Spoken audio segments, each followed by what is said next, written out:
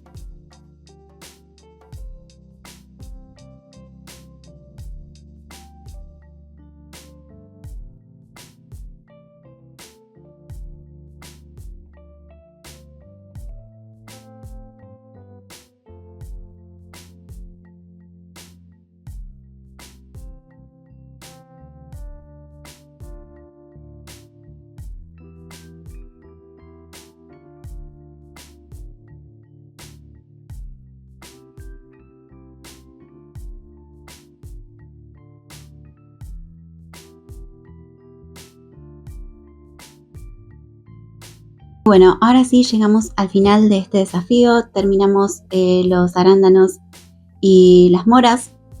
Yo usé marcadores a base de alcohol, pero ustedes pueden usar marcadores acrílicos si quieren.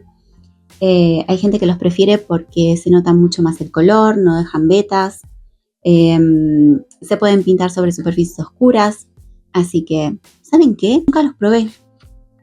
Así que todo lo que sé es por videos, a lo mejor que vi, pero nunca los probé personalmente. Así que me parece que voy a buscar qué es lo que hay en el mercado y vamos a hacer una reseña juntos. ¿Les parece? Y bueno, para saber qué es lo que viene en el canal, les pido que se suscriban, que activen la campanita de notificaciones, que comenten si tienen alguna duda, le pongan me gusta a los videos, que todo eso ayuda a que el canal crezca día a día. Me despido, les mando un saludo enorme y que tengan una hermosa semana. Adiós.